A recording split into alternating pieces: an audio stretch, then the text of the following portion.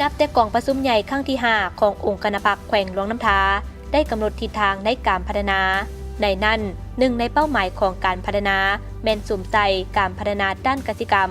ต้นต่อก็แม่นการผลิตข้าวและสาลีซึ่งอิงใส่ทายแหงย้อนหลวงน้ำทามี2ธงเพียงคือธงเพียงหลวงน้ำทากับธงเพียงเมืองสิงห์มาฮอดปี 2006 ทั้งแขวงได้กำหนดเอาต้นยางพาราเป็นต้นไม้เพื่อแก้ไขความทุกข์ยากฉะนั้นทางแขวงก็ได้ปฏิบัตินโยบายส่งเสริมการลงทุนจากนโยบายดังกล่าวได้เฮ็ดให้กระบวนการปลูกยางพารานับทั้งการปลูกของนักลงทุนทั้งภายในและต่างประเทศก็คือประชาชนมาฮอดปัจจุบันทั่วแขวงมีเนื้อที่ปลูกยางพาราทั้งหมด 36,000 กว่าเฮกตาร์ในนี้เนื้อที่สามารถคิดยางพารามีถึง 20,000 กว่าเฮกตาร์นี่ถือได้ว่าแขวงได้ตัดสินใจกำหนดอยู่ในทิศทางแผนการเพื่อแก้ไขความทุกข์ยากประชาชนจำนวนหนึ่งที่คือเจ้าได้ตัดสินใจลงทุนเองแล้วก็ปลูกเองมาก่อนนั้นตัวอย่างว่าประชาชนอยู่บ้านหาดยาวนี้ก็เจ้าเป็นตัวแบบในการปลูกยางพาราก่อนหมู่มาฮอดปัจจุบันนี้ถือว่าประชาชนในบ้านดังกล่าวนี้ก็สามารถแก้ไขความทุกข์ยากได้ส่วนใหญ่บริษัทการลงทุนยางพารายุ่นนานจำกัดแม่นหนึ่งในบรรดาบริษัทของสาธารณรัฐประชาชนจีนเข้ามาดำเนินกิจการด้านยางพาราอยู่แขวงหลวงน้ำทาแต่ปี 2006 โดยมีเป้าหมายส่งเสริมการปลูกยางพาราเก็บซื้อยางพาราจากประชาชนพร้อมทั้งปรุงแต่งก่อนการส่งออกไปยังสาธารณรัฐประชาชนจีนมาฮอดท้ายปี 2016 บริษัทได้ลงทุน$55 ล้านสหรัฐเพื่อปลูกยางพาราในเนื้อที่ 5,900 เฮกตาร์อยู่ใน4แขวงคือแขวงหลวงน้ำทาบ่อแก้วหลวงพะบางและแขวงสิงห์บุรีซึ่งว่าในเมื่อก่อนนั้นในเบื้องต้นนี่ยางพารานี่ราคามันค่อนข้างดีเนาะแต่ว่าแก้ไขได้ปาดแล้วนี่ก็ถือว่ามีความหวังว่าได้เงินมาแก้ไขชีวิตกันเป็นอยู่เลยสร้างเงินไขให้แต่ละครอบครัวหันมีเงิน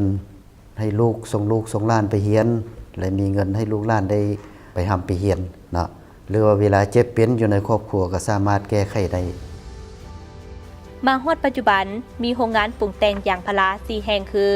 อยู่หลวงน้ำทา3แห่งและแขวงขมวน1แห่งความสามารถในการผลิตแม่น 35,000 ต้นต่อปีมีแรงงานต้นต่อ 6,000 คนเป็นวิชาการจากจีน167 คนส่วนที่เหลือแม่นวิชาการและกำลังแรงงานที่เป็นคนลาวทั้งหมดนอกจากส่งเสริมการปลูกแล้วทางบริษัทยังได้จัดฝึกอบรมให้ผู้ปลูกเกี่ยวกับเทคนิคการบรบัดรักษาก็คือวิธีการกรีดยางถูกตามวิธีอยู่ภายในสวนสาธิตของบริษัทยกตัวอย่างตอนอยู่บ้านเนาะตอนอยู่บ้านเฮ็ดมีแต่เฮ็ดไ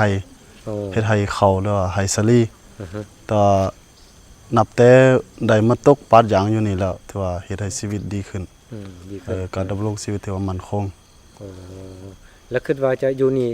ต่อไปบ่สิเฮ็ดอาชีพยึดถืออาชีพนี้เลยบ่แม่นละจะถือว่าจะยึดถืออาชีพนี้เป็นต้นต่อ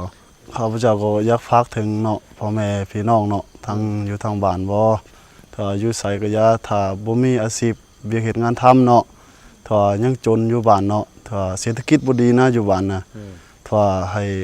มาลองเบิ่งการปลูกนี่พวกเขานี่ใช้วิชาการนี่เนาะจ้างประชาชนมาปลูกโดยที่ว่ามีวิชาการที่ว่าเบิ่งแยงเนาะเรื่องเทคนิคการปลูกบ่เรื่องการบรบัดบ่นี่มีวิชาการที่ว่าแนะนำอยู่พื้นที่ตัวจริงเลยการกรีดก็ทั้งบริษัทพวกเขานี่ก่อนอื่นหมดก็ต้องมีการฝึกอบรมเนาะเรื่องการกรีดยางนี่ภายหลังฝึกอบรมแล้วเฮาที่ว่าให้ประชาชนขึ้นไปกรีดแล้วพวกเขานี่ยังต้องเบิ่งที่ว่าเทคนิคการกรีดของเขาเจ้าแล้วก็ยังตีคะแนนให้เขาเจ้าถ้าหากว่าผู้ใดเนาะที่ว่ากรีดบ่ได้มาตรฐานหรือว่าบ่ผ่านเทคนิคของพวกเขาเนาะก็พวกเขานี่เอาลงมาฝึกอบรมคืนภายหลังฝึกอบรมคืนแล้วก็ให้เขาเจ้าขึ้นไปกรีดตึกถึงแม้ว่ายางพาราจะเป็นสินค้าที่สร้างรายรับให้แก่ผู้ปลูกตลอดระยะ8 เดือนต่อปีแต่ถ้าบ่ปฏิบัติตามหลักการหรือถูกตามเทคนิคแล้วก็จะส่งผลกระทบต่อคนอ้อมข้าง